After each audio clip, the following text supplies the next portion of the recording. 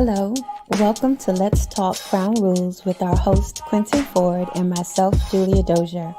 I am the author of 2 books focused on the health and well-being of relationships within the Black community. My first published book, Crown Rules, One Woman's Journey to the Throne, is an explorative journey into the heart, mind, and soul of a woman. It is designed for the rebuilding of a woman's self-identity, her purpose, and her vision for her future. The book contains journaling exercises for her to document her transformation on her journey to the throne. The second edition will be available in 2021. My current book release, Crown Rules 2, How Black Men Love, is purposed to provide healing and restoration to the relationships we conduct within our race by establishing first and foremost that Black men do love. The book contains interviews held with 10 Black men at different ages and stages of their lives. They share the meaning, perspective, and their experience of love in their own words. Each week, Quentin and I look forward to discussing the book and one of the 13 questions asked of each man. And we invite you, our audience, to share your questions, your thoughts, your experience, and your wisdom as we journey through Black love. So sit back, relax, and let's talk Crown Rules. Please don't forget to like, comment, share, and subscribe.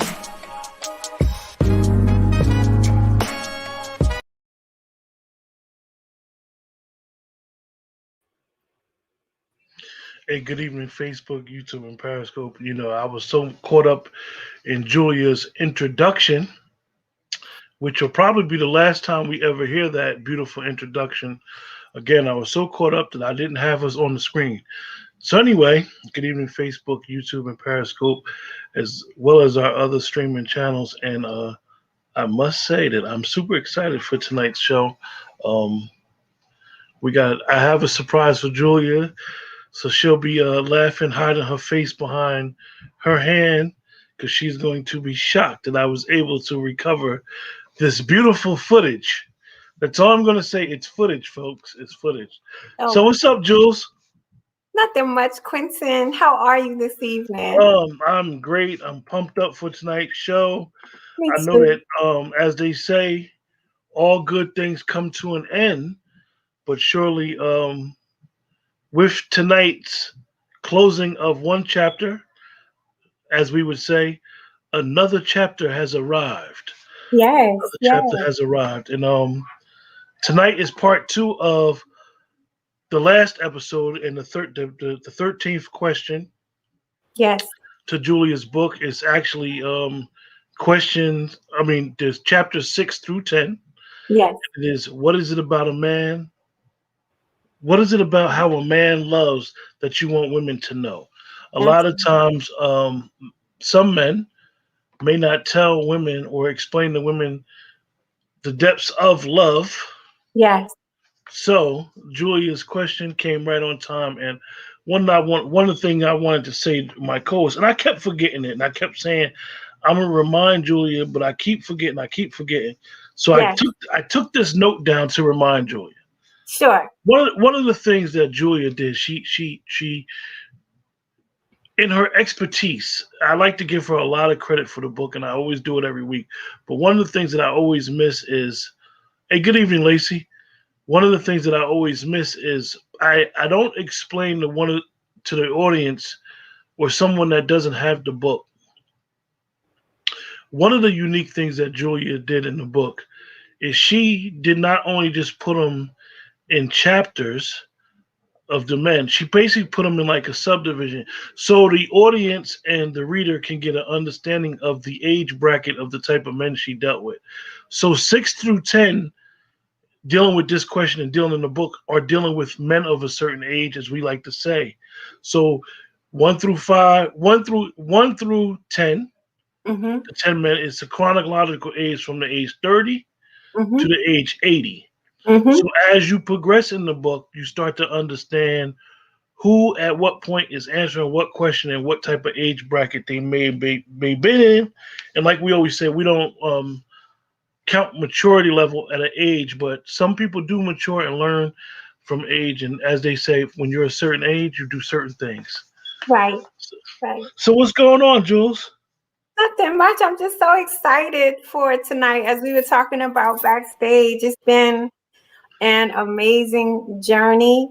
And what I really appreciate, I think I said it last week, but I have to say it again, is I think that when you're in the process of creating something that you want to offer, you can become so engrossed in the process. Like, for example, doing the interviews and, transcribing from the vocal recordings to text, and then working on the manuscript and even getting out the second edition.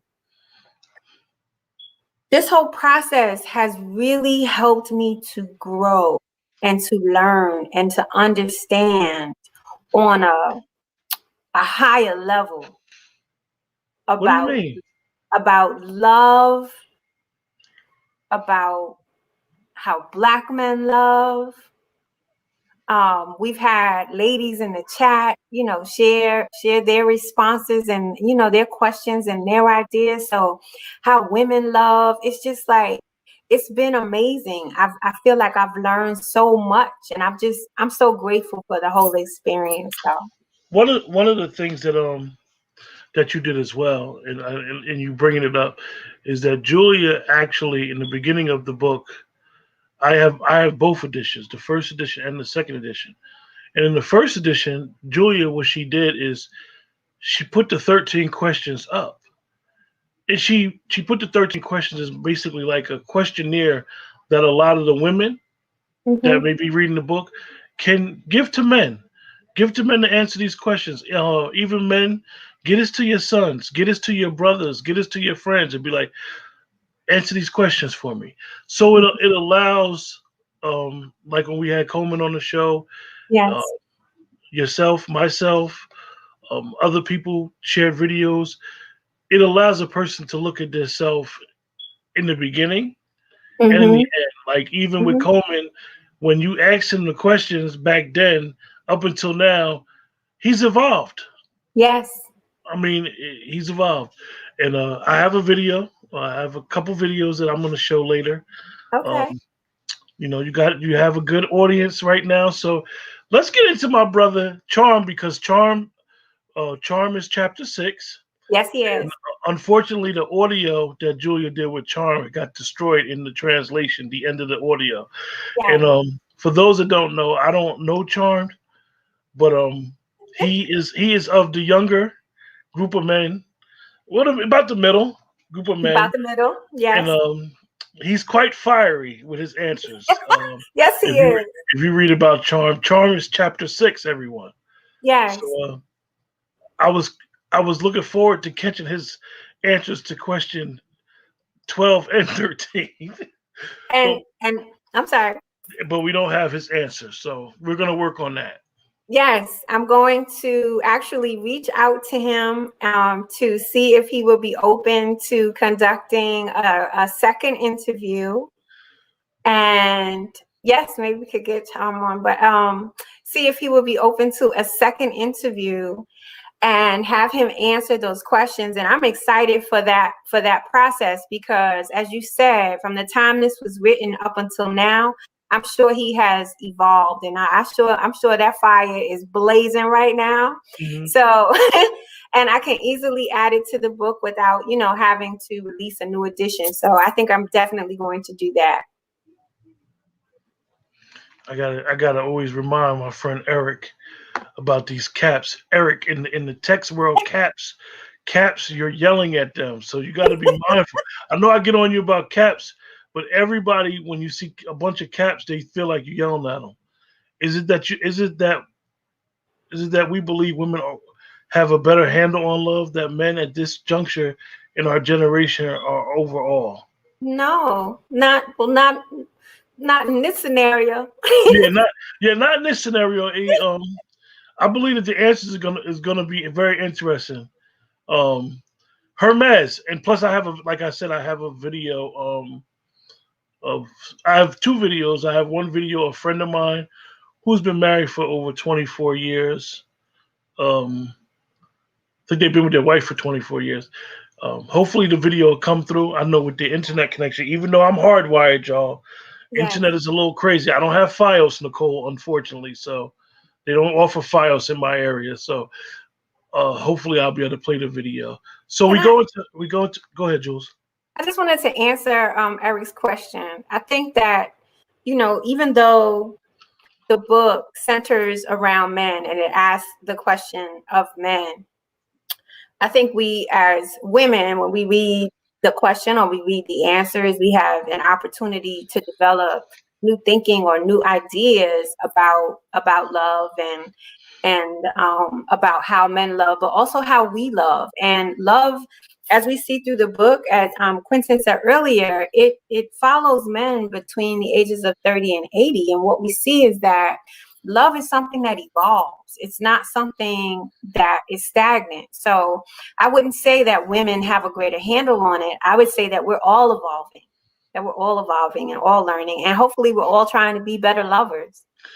Absolutely. T. Lachelle said, after watching playbacks, and T. Lachelle, appreciate for you all that you do. Very supportive of the show. Very supportive of the playbacks. A lot of times, I try to watch the playback the next day or listen to the playback, and sometimes you listen to a playback, you be like, "Did I say that?" or "I didn't catch that I said that," or "I didn't catch that." So, T. Lachelle said, after watching playbacks, I have a greater Mm. appreciation, understanding of how men love and how Mhm. I have a responsibility to myself and my mate to Mhm. be patient, gain Yes. understanding, and communicate in a healthy and constructive Yes. manner. Yes. All of that. Yeah, all of that, T. Lachelle. You definitely brought the pain with that statement. I think that sometimes people in relationships, or even if you're not in a relationship, will come to a show or a subject matter and be like, I don't need to hear that. I'm not in a relationship. Or I don't need to hear that me and my mate are good. Are good. We're okay. At the end of the day, though, we all try to seek perfection, knowing that we're imperfect people. So it's always time to learn new things, learn different ideas, learn different strategies to try to get a better understanding of how different people think. And I always say, and I know Jules heard me say it, a relationship is two imperfect people trying to live perfectly together. Yes. Yes, So it is. that right there alone could tell you. I mean, you might get upset because they like the toilet paper over and you like it under. Something Exactly. as simple as that. You know? Right. So appreciate you, T. Lachelle. Oh, she Thank you, said. Giselle. So speaking about Hermes, Yes. Hermes is straight cut, no chaser too. Listen, he did not come to play games, okay? He said women overthink it. He said it ain't no in between the lines. It He ain't said no we love at face value. he Right? said men love on top of the line. Yeah, He said women sometimes are in between the yeah. line. Plus, I have something else I highlighted. Hermes said you asked him. He said to you in a paragraph that love was a contact sport, Yes. and you said when you say love is a contact sport, though, what do you mean? Yes. Hermes says contact, communication, no hitting, but kissing, touching, caressing, sharing space, communication. There's a time and place for everything. You just got to know the time and know the when and know the place. If you cover those things, you'll have a great relationship with anybody, knowing that there's a time, a place, and a space for everything. You just got to know when the time is, where the place is for certain things, and where the space is, and to never neglect to fill those spaces, places, and things up. Spaces, places, and times. Knowing when to give space and time. Yes. Profound statements. Profound. Hermes might have nailed it, might have knocked it right out the park with that one. He knocked it out the park.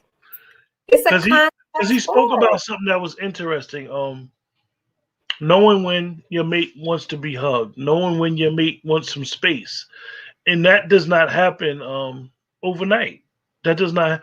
I mean, you gotta know like if your mate had a bad day, How should I handle them? Do I got to use kid gloves? Can I play with them? Can I be harsh?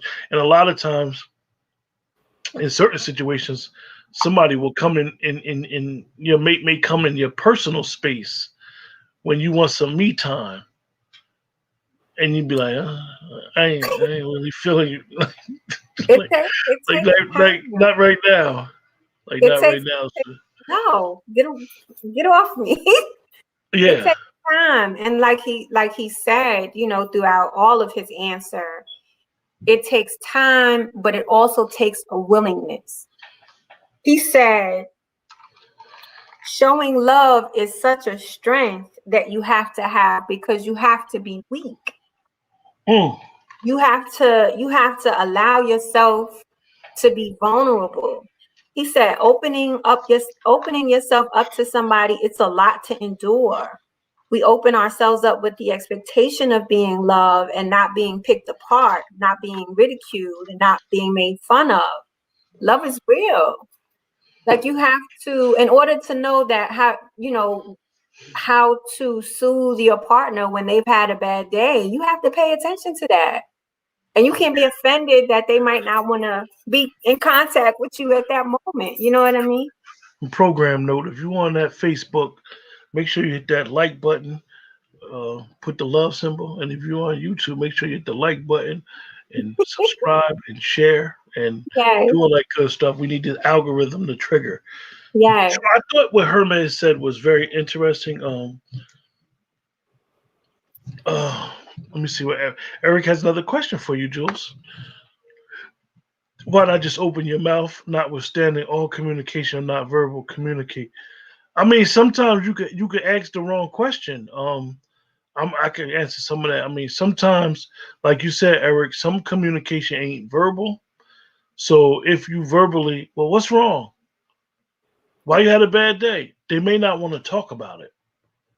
And I think it goes back to what Hermes says. You have to be vulnerable. A lot of times people have a lot of things that they want to say in their heart, or they have a lot of things that they're thinking.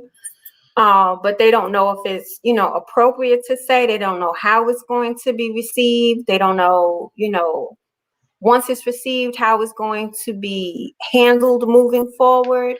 So it's like you almost have to have this trust that the person that you're in the relationship with loves you and cares about you as much as you love and care about them, and take the chance, because a lot of relationships I think are unsuccessful because people don't communicate. Hmm. Yeah, yeah. And then you get some people like we discussed in the book. It's funny, the communication thing. And I think Andre even speaks about it in the video. Um, some communication, some people like Hermes said, like we ain't trying to overthink this thing. Some people just are not going to get into super detail every day, long drawn out grunt sessions. They just want to live life, be happy, pay some bills, and don't say nothing. I No, think Eric, I don't think so. You have to be willing to play game. No, it's not a matter of being games, Eric. It's a matter of you have to be willing to know how to communicate with your specific mate. It's not a blueprint for everybody. You got to know your mate, their mood swings, their days, because how can I say this? let me And say go ahead, Jules. it's not that you have to play games, even though Hermes did say it's a contact sport. Love requires thinking, planning, and action sometimes. Even when you're being spontaneous, it takes thinking, planning, and action. In earlier shows, we talked about, the five love languages. So, let's say you get into a spat with your partner, and one of their love languages is acts of service. If you after that argument, demonstrate an act of service, maybe cleaning up something, or taking care of something that they would normally taken care of. That's a way of showing love that opens the gate for communication to happen. So, love doesn't just happen. It takes thought and intention and care. So you communicate with your mate. Yes. You can live in the house with somebody and not even know, for example, when you go in a hospital, not even know their allergies, right? So you could live in the house, you could be with somebody for a year, 2 years, 3 years, 5 years, and you don't know what they eat. I'm giving you guys an example, so just work with me for a minute. So now you know things been rough. She done had a bad day. You don't want to buy flowers, so you want to buy this beautiful, beautiful, the biggest edible arrangement, right? You send it to the job because you know she been going through something. I mean, this edible arrangement looks tight, serious. Best out. But guess what? She allergic to citrus. Should have known. That's what I mean. You communicating, you trying. I mean, you can live with them. I mean, I'm quite sure some of us have seen it. Some of us have siblings that we've lived with. I mean, I grew up. I had two brothers and two sisters and a brother in the house, and it was things that in our diets that we didn't eat. I didn't eat certain things. I did eat certain things. So I'm saying, so with a mate, sometimes it's like an unspoken language. I mean, I have a niece that's allergic to citrus. That's what made me think of it. Like, and I still remember it now. She probably ain't allergic to citrus no more. But could just imagine that. You done spent $100 something on this big old joint from edible arrangements. And she allergic to citrus. Got to give it to everybody in the office. But that's one of the things that Hermes also talked about. White Castle says, I love you. Yes, it does. Right. Allergic to strawberries. Yeah, you have to know. And that's one of the things that Hermes has said. He said, the things that you have done with other people, don't try to do them with me. Like, love me in a special way. And how do you love me in a special way? You love me in a special way by understanding what's important to me, what makes me feel good. And I understand the same for you. Yeah, And that's what it's all about. and like mom, she's talking about you send her flowers and she has an allergic reaction to pollen. Me, you put me around pollen at a certain time of the year, I'm gonna have a problem. I'm talking about eyes swell up. I'm gonna have to go to the hospital. I'm gonna do the Benadryl thing. I'm gonna have to go to a hospital during certain times of the year. And even where I live at, the pollen count is low. You live somewhere else, the pollen count is high. So this is certain, and I know it sounds like it ain't that serious, but these are ways of communication with your mate that you need to know. Like, not I don't want everybody that's in a relationship to go, well, honey, what you allergic to? No, it's not that. It's just communicating without What do you talking. like? You know how like we talked about when we had our guest up before, um, and they were talking about how they spoke without speaking. That's what you do over, and that happens over a period of time. Some people would take a year or less, or some people take 20 years, some people take 30 years. I know some of us have heard the stories. I was married to my husband over 50 years, and I never knew who he really was. Exactly. I hope that's not happening currently. So, so it's Relationships and important. love, they have been what they have been in the past, right? We all have a formula or a template, things that we see. Even now, social media tries to tell us how to love. I think we have an opportunity to create our own pattern of what that looks like. And what one of the things that the book aims to do is just like demonstrate that that's rooted in questions. You should be willing to ask your partner questions to know what's important to them so that you can please them if it's within your capacity to do so. Who wants to be with somebody who's not interested in them? Exactly. Exactly. So on to Nikki D. Nikki D. Hmm.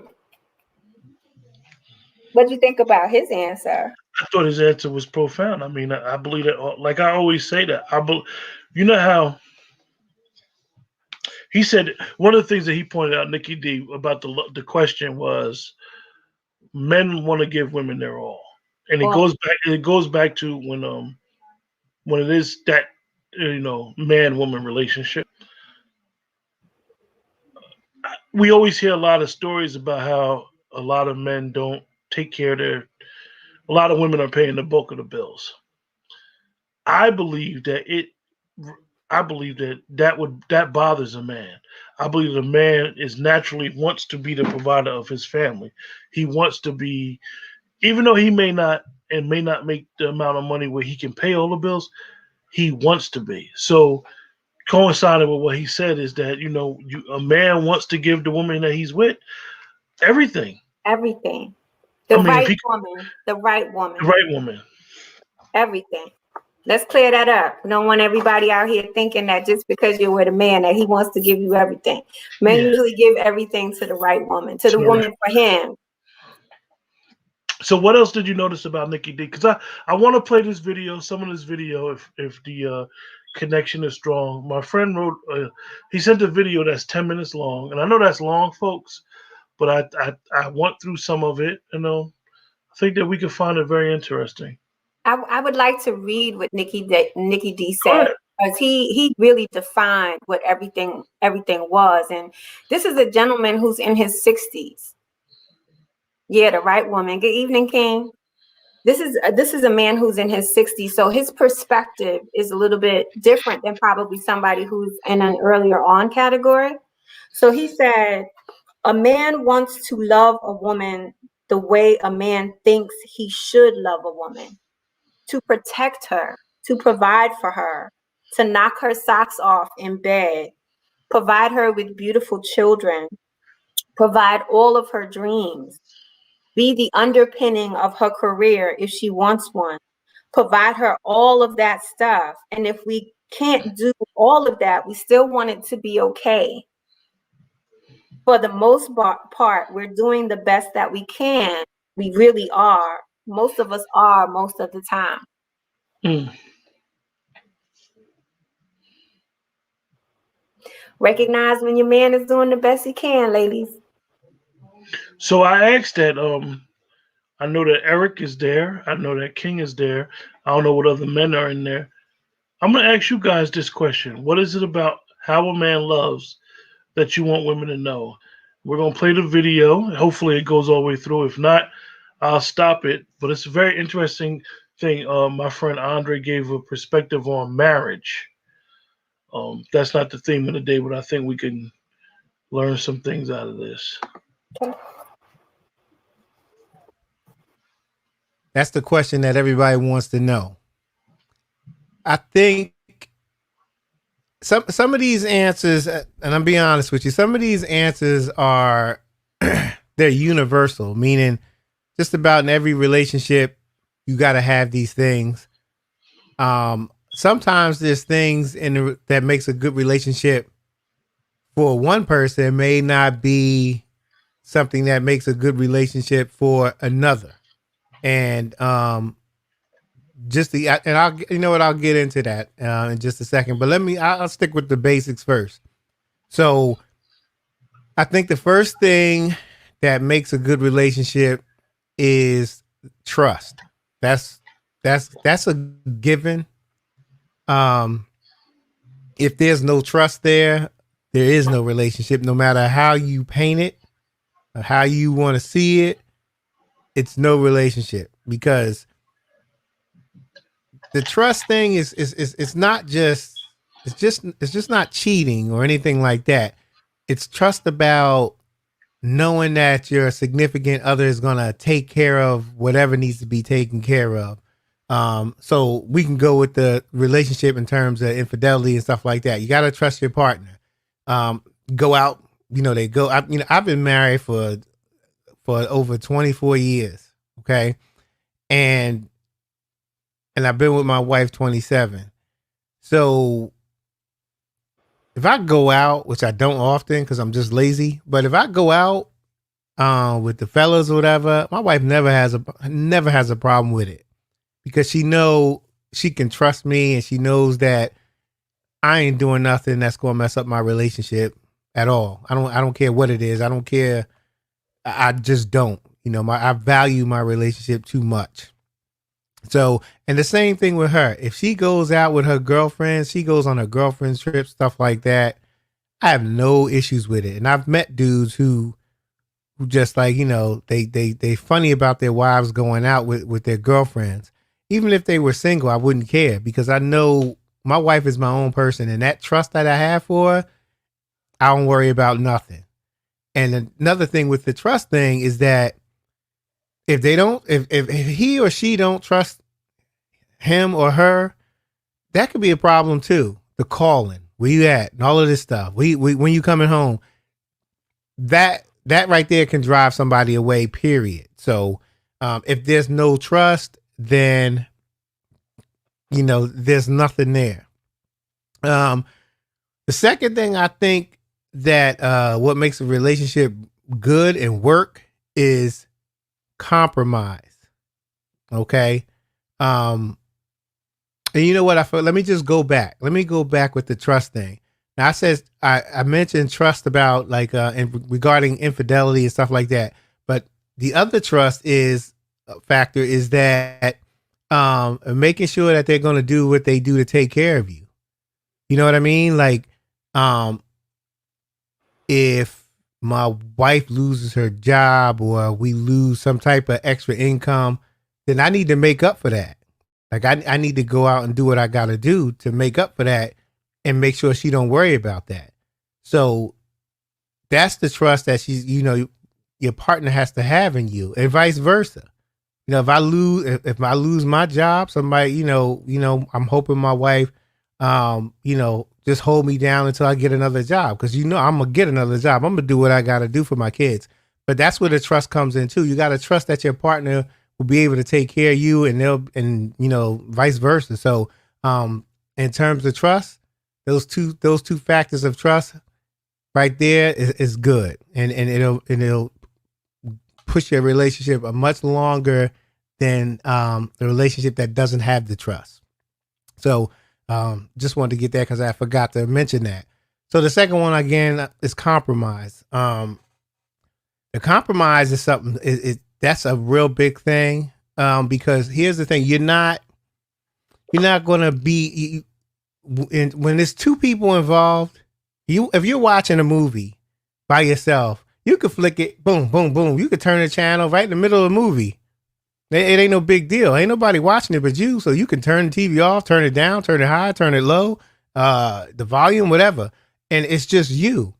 But when your significant other is in that room with you and you're watching TV and she's watching TV and y'all watching it together, you may not be able to just turn it to anything you want. Maybe that volume is too loud for her or him. And maybe that your significant other wants you to turn it up or turn it down. And that's just an example I'm providing. This is not like, well, if you watch TV with your significant other and she wants you to turn it up, turn it down, you're good. No, I'm just using that as an example of compromise. And the compromising goes to a much higher level. And that can get into types of religion that you want to share with your children and stuff like that. But the basic principle of compromise is not having it your way all the time. So if you can't compromise, then that's another thing that can hinder your relationship because, you know, you're not meeting halfway, and you have to meet halfway to have a successful marriage, I think, and relationship in terms of, you know, what I think. Somebody else may differ, but that's what I think. I think the compromise is very important. You got to meet them halfway. All right. Just like a seesaw. Okay. And I'm going to use this the best way I can. A seesaw. When you're on a seesaw, I sit on it, it goes down. The person on the other end is up high, right? I have to come up a little bit. Okay, so the seesaw is like this. I got to come up a little bit just to be level. That's like a compromise. Like when you're, it's like a metaphor. I'm using this as a metaphor, like in terms of seesaw. Like if I'm down here and my wife is here on this seesaw, what fun is it? You know what I'm saying? It's, of course you're supposed to go up and down like that, but if I'm just here on the bottom and she's just there, like right there, it's not. What is it doing? Nothing. So you're compromised. If you're not compromising, then you're not moving, and she's not moving, and you're not doing nothing on that seesaw. So if I compromise and push myself up just to bring her level and then myself up, then there's your compromise. So you see what I'm saying? It just levels out. But if you just sit there on that seesaw like this, you ain't going nowhere. So you got to compromise in everything. Bills, your finances, goals in life too. I think that's an important factor because, some people choose professions, and I'm just getting a little bit off, but just want to make my point. Some people choose these certain professions. It takes a lot of time away from their families, and your significant other may not like that. But if you're compromising, and you're open to doing another job or whatever it may be, then that helps too. But if you're not, and you're stubborn, and they're stubborn, you're not going to go anywhere. So compromise is definitely one of the key things that you need. And I also think to have a good relationship, you got to have a lot of patience and keep an open mind and never try to win the argument, and never go tit for tat when you argue, because sometimes, okay, so you're arguing, you're going back and forth. Well, you did this. Well, you did that. And it just goes back and forth, and nothing is getting resolved by you saying, well, you did this, you did that. Going tit for tat is not going it's not going to get anything resolved. So I think the first thing is just having patience. Or, if you're arguing, which, couples argue, that's a given. And if you don't, then that might be a problem too. But, you just got to make sure you have patience and keep an open mind and listen. That's the key thing. A good relationship, effective listening. Don't listen just so she can or he can hurry up and finish, and then you can get your part out, because that's a killer right there. If you are wait until your significant other finishes and you're ready to say what you got to say, and you already thinking of what you're going to say, you're not listening. And that right there is that's an ingredient to a very bad toxic relationship, where you just want to get your point off and that's it. But you're listening. I mean, you're hearing it, but you're not listening. Well, I'll say that again. You're hearing it, but you're not listening. So effective listening is one of the most important things in a relationship. I got a lot more. I know I got to keep it under 5 minutes, but so trust, compromise, and listening. Those are key factors. Very nice. Okay. I just want to give you guys a brief little history of my friend Andre and his wife. They met each other in college. Been together since college. They both graduates of Shore University down in North Carolina. Andre actually used to be.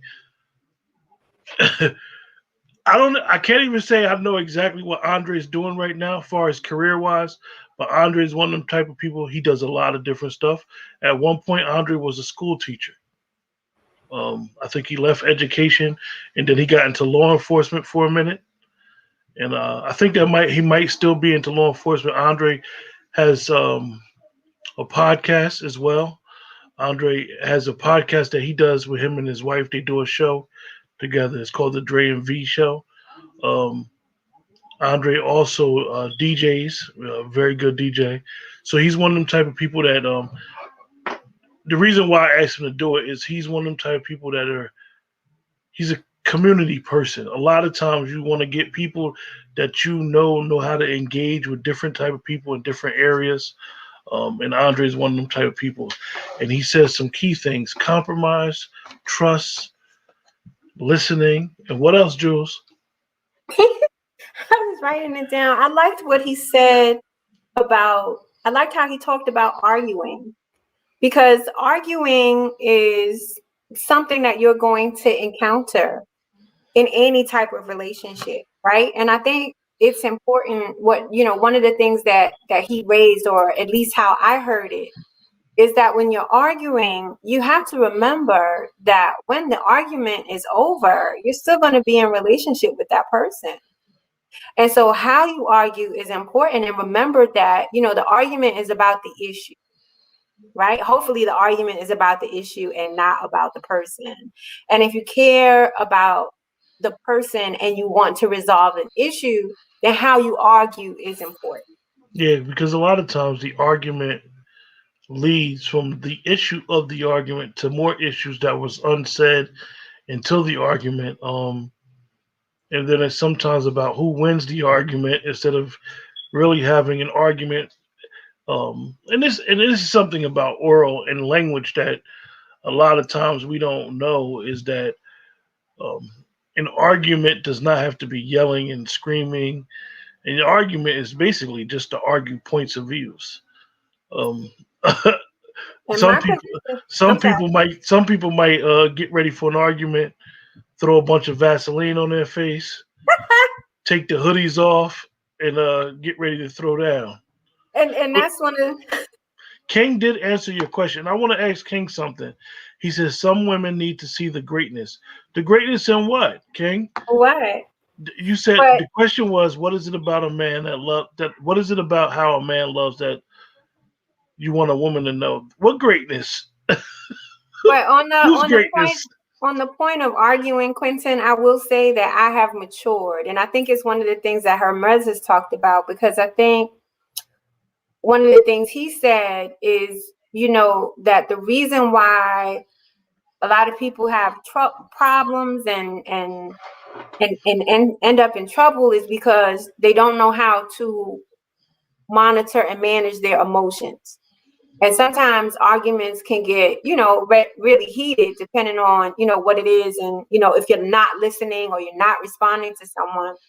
So now the approach that I'm taking is, I don't want to even win the argument. I want to resolve the issue. And if the issue can't be resolved, that's fine by me. I'm going to be all right. And that's what essentially New York said. And thank you, essentially New York, for tuning into the show. Said the argument should be to come to an understanding or an agreement about the topic. About the And a lot of times, um, and when we never try to say that, some of us don't admit when we're in what we call toxic relationships, but a lot of time you could be arguing over something small. very small. Hi, um, essentially New and, York.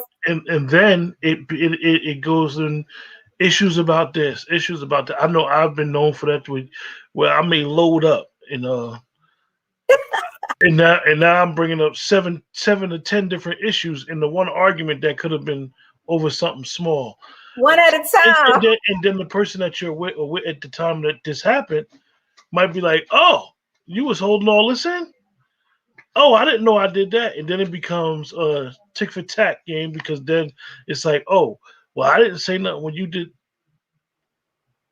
We're arguing over something small, like Right. I So think we talked about that in a previous show where, people may not feel comfortable to say, the things that are bothering them or what the issues are at the time at the time that they're happening. And so when an argument does come up, they feel like that's the space for them to have the conversation on all of those issues. However, it's important to maybe sometimes even make an agreement with your partner about how you are going to argue. Like, if there's something that you want to tell me, but you're not sure how I'm going to receive it, just like sometimes you can say, okay, some men don't like to hear, we need to talk, right? So it's like, Mhm. so what can I say to you when I have something that I'm thinking about that I want to discuss that might not be that pleasant? So that we and create this space to have the conversation, so that when the argument comes up, it's not about everything. It's about what's happening now. So King said that the potential that was not seen inside the partner. Can you answer your question? He's evading your question, Jules. He's evading it. I don't. No, King, you got to answer the question exactly how we wrote it. What is it that you would want a man to know about how a woman? What is it that you would want a woman to know about how a man loves? What is it about a man? How a man loves? Want a woman to Yeah, know. you're talking to a woman. So you want a woman to know the potential that you see in her. That's how you love? Yeah, King. Why we got King on the gun like this? We ain't right. Hey, King. Got King on the gun. We know it's some more men watching the show. So Yeah, they're being come on with quiet. that question. So Jules, we gonna move on to Reverend. Yes, the good Dr. Reverend. Yeah, he said something I thought it was really well spoken. What'd you say? Well, look, you asked him the question. He said, "Well, the first thing that I would want a woman to know is that love is not sex. Love is having the feeling for each other and the comfort of being around each other, and the comfort of wanting the other person's approval and doing things for each other, helping each other out. That's important." And it made me, when I read it, it kind of made me smile because it goes back to the couple episodes ago where we were talking about being old, watching the person's graze, watching the person's face change, watching the wrinkles, sitting on the porch drinking the lemonade, watching the hands change. And that's where that it kind of speaks about what Reverend is speaking about. I Yeah, mean, you know, yeah, that what happens when the sex don't work? What do you, and I know we all feel like at a certain age that'll never happen, but the reality is that that happens, and even if you're younger, that may happen. So, what do you have to hold on to? So exactly. that's basically what the Reverend was saying. Yep.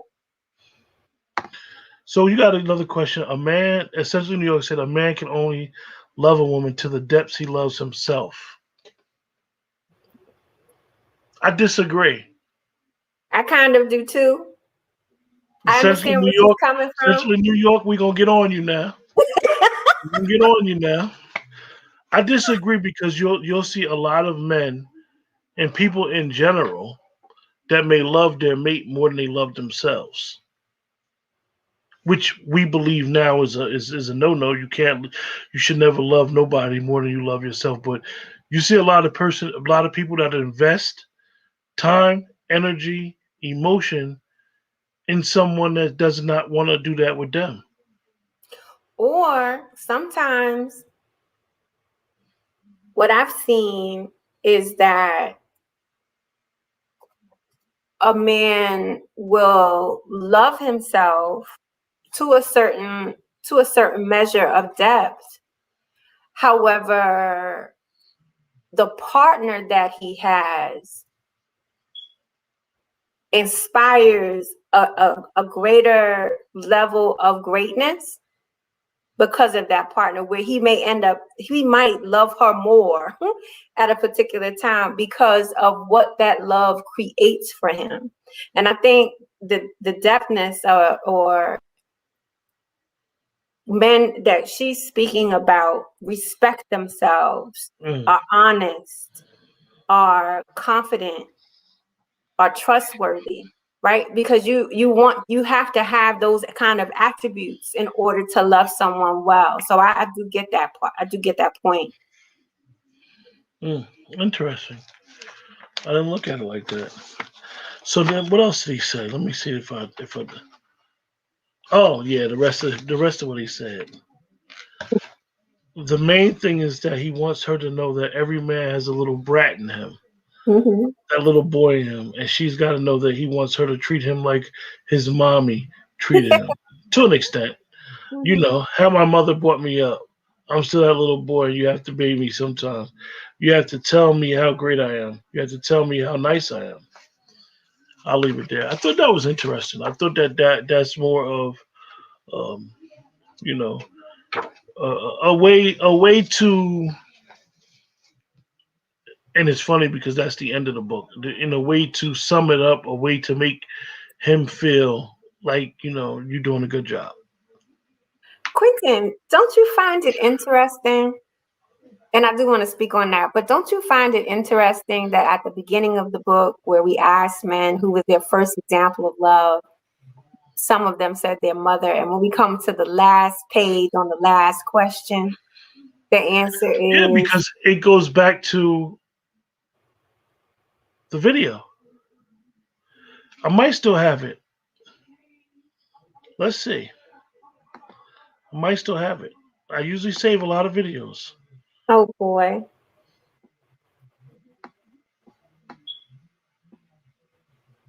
I got rid of it. Oh no. But So what? it goes back to the video that we showed of Ayala, Oh where yeah. she said to the young lady, women make bad husbands. Mothers make bad husbands. Hmm. And a lot of people didn't catch what she said, but she was basically saying when a woman treats their son a certain way, they're making a bad husband for the future. Hmm. And Hmm. I think that goes inside with the book. That's why we bought the video. And like you said, it's all coming full circle. And Yeah. it's all basically saying how, like, if you see that first love, the love of how your mother loves, you're going to try to require that for the woman that you choose. We know that sometimes that doesn't always, some people actually break the mold, but sometimes the mold is not always broken and they actually try to stick too close to it. Well, like he said, my mother used to do this, my mother did that. I think what he was talking about, he did express it, is that, sometimes because of everything that's going on, right? And whatever your perspectives of love are, you could be in a relationship with someone. A woman could be in a relationship with a man and come home and he's not in the best mood. As adults in a relationship, our first response might be, well, what's wrong with you? But from a motherly perspective, from a nurturing perspective, the question would be, are you okay? You know what I mean? And just having that sensitivity and just wanting to like nurture and comfort is what he was like talking about. Mm. So I do we're basically as we say, coming to an end, but starting a new chapter. I mean, you might be more excited after you see what I have, Oh my goodness, or embarrassed I'm probably embarrassed. after you see this footage.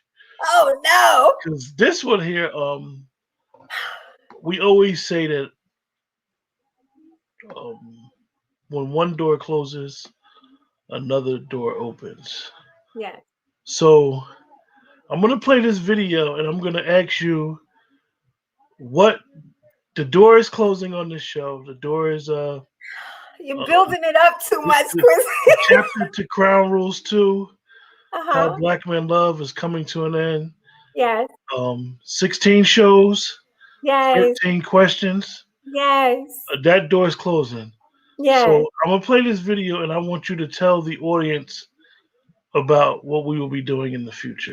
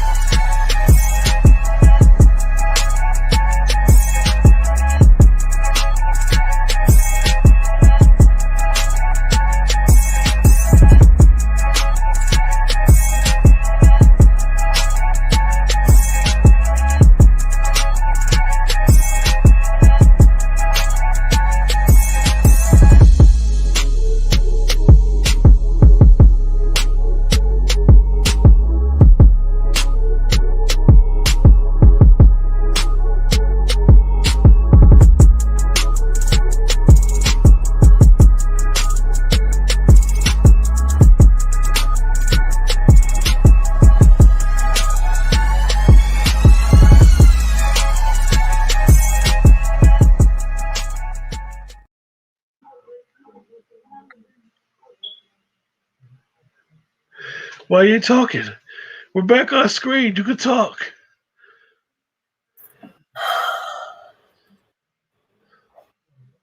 I'm speechless. Thank you. Explain to everybody what's going on. And um,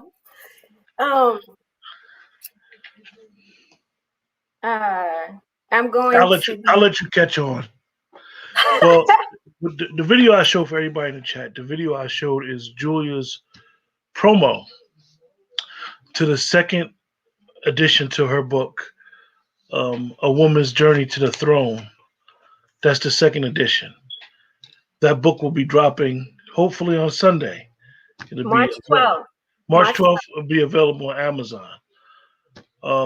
What Julia and myself has decided is that we're going to start another show in 2 weeks from today, going over that book. So we're giving everybody in the chat an opportunity to buy Julia's book. Um, One thing that we learned from this show is that the more people that engage with us in the chat, the more people that have the book, it allows the discussion to be better. So even though it is a journal type of book, a Mhm. woman's journal, Mhm. we have a way to figure out how we can go through it together. Yes. Um, and I'm quite sure it'll be more young ladies in the chat, but we would like men to go through the book as well. I'll be Absolutely. here. I'll be here each week. I'm not the only man. Hopefully, more brothers will come. So in 2 weeks, we're gonna start. That'll be the kickoff show. 2 weeks from today, and we're gonna discuss that. Now, Julia can tell y'all what's going on because she was a little stuck because she was surprised. She didn't know what video I had. I have a video of Julia dancing that she posted before, and I will never show it again. But she said don't show it again. So I have to stick to my word. I'm gonna get rid of it. So y'all see her face when I said I had a video of her, right? But so she was shocked that I had that video there. So Um, now you can explain to the audience, Julia. sure. Thank you, Quentin. Um, I think, first of all, that book, Crown Rules, One Woman's Journey to the Throne, is extremely important to me. It was my first attempt at writing.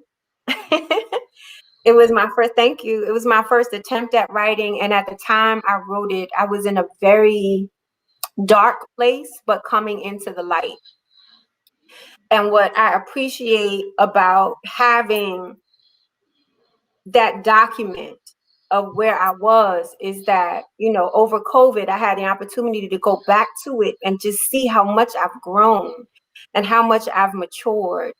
And so I've made changes to the book to make it less about, what I was experiencing at that time, and more of a tool and a resource for women to rediscover themselves in a very, very positive perspective. And I'm so happy about, like, if I don't do anything else in my life, I'm happy that, I have these 2 books out. That's how serious it is for me. So it's coming. And I already told you how I feel about Crown Rules. It's funny. I was actually sharing with a friend of mine um, some of the things that we discussed about Crown Rules and some advice that I gave you, and you actually did what I advised. Hopefully, you'll hear something back soon. Is Yes. that one of the things that I learned from doing this show is that it's a lot that goes on with doing a show. We all think promoting and branding yourself is easy. It's not as easy as it may appear.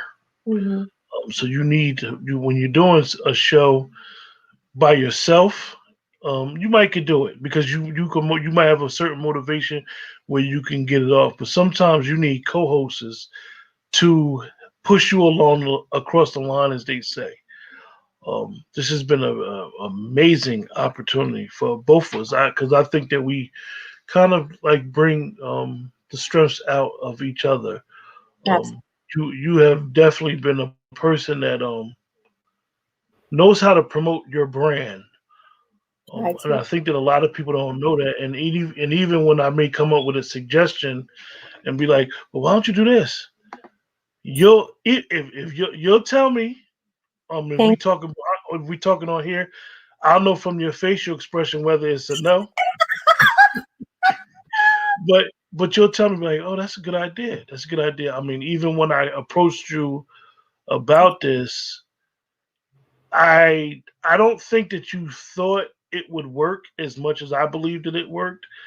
But I think that you was like, let's give it a try. One of the things why I thought that it would be good because a lot of times when people have shows based on relationships and love and this and that, it's always contentious. Um, you. it's always meant that when you have a male and a female host, it's always they got to be at each other's throats. No, so Mm. I think that a lot of times people think, well, I'm just going to tune into the show for the drama because Mhm. we're so attracted to drama and hate nowadays that this is what we attract. This is what turns people on. This is what drives the ratings, unfortunately. So I think that one of the things that was good for both was that we did a show, 16 episodes, good.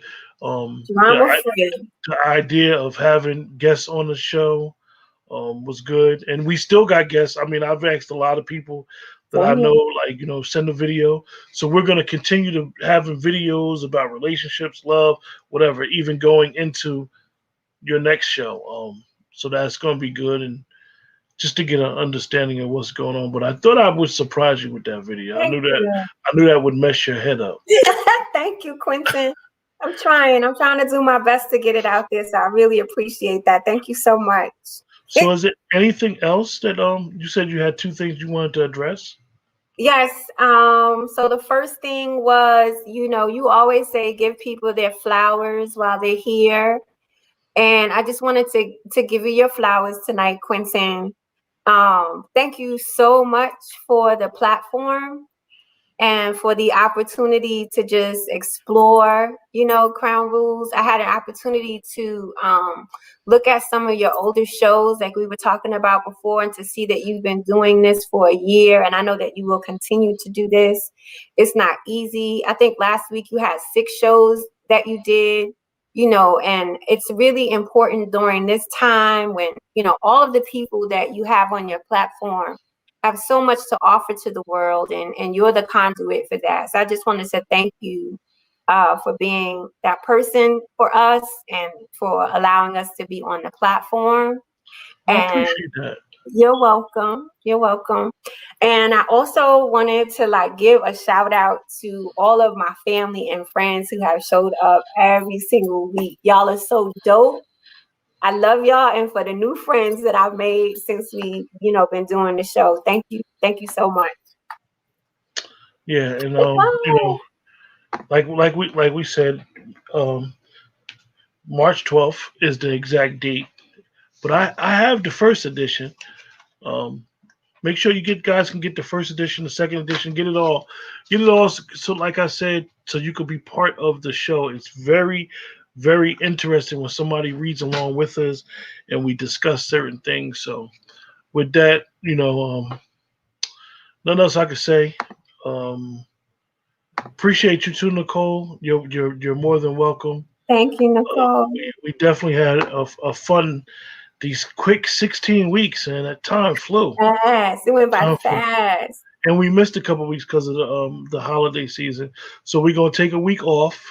Next Yeah. Thursday we're not gonna be here, and then the following Thursday we're gonna come back, and it's gonna be it ain't gonna be the Crown Rules. It's gonna be the first Crown Rules. The So first time moves. with that, Yes. everybody in the chat, take care and stay blessed.